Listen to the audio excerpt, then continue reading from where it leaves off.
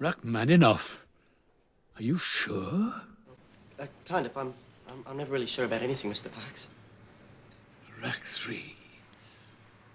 It's monumental. I began in the film industry really as an enthusiast, running film societies, the ANU Film Group, and I got involved with the Canberra Film Society in the very early years of the first iteration of the Canberra Film Festival. Then I began to work in cinemas as a night manager and really loved that contact with the audience. And gradually I got more involved with cinemas. We took over the lease on Electric Shadows in 1979. We had to get what the industry calls product, and we just couldn't get enough films to fill a twin cinema in the way that we wanted to. So we were left with no option but to start distributing, and we had fellow cinemas like the Valhalla in Sydney and the Longford in Melbourne, where people were doing similar things with their cinema and had to start bringing films in themselves because the major suppliers didn't want to know about us.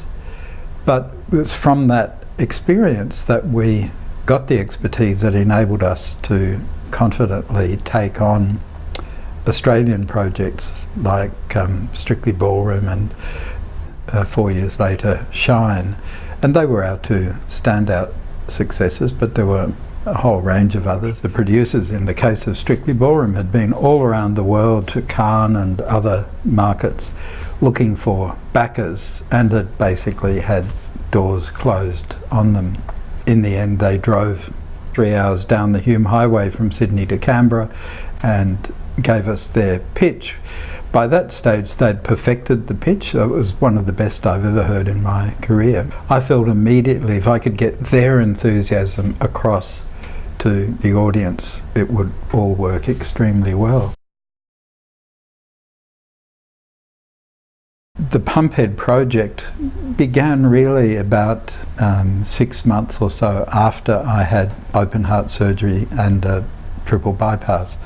My physical recovery was very quick and perfect. I ticked all the boxes and still do in terms of cardiac health, but what I wasn't prepared for were the psychological, emotional after effects of draconian surgery of this type. And at first I thought it was all just me and I was a sook and so on.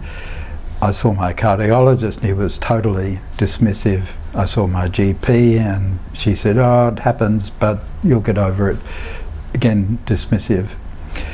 And I didn't actually get better. 6 months after the surgery I was still struggling, having nightmares, panic attacks, felt I had no confidence in doing anything. Mainstream medical science is preoccupied with extending our lifespan, and it's been extraordinarily successful in doing that over the last few decades. But what we're not looking at is the quality of those extra years that medical science is giving us, and I want to put that on the table through this film. My name is Andrew Pike. I'm a documentary filmmaker. I'd like to encourage you to come along on Sunday the 19th of March to Sunday Assembly at 2:30 in Dixon, and I'll be speaking there about what I call the Pumphead syndrome and concepts like post-traumatic growth, the ability that we have to thrive after traumatic experiences.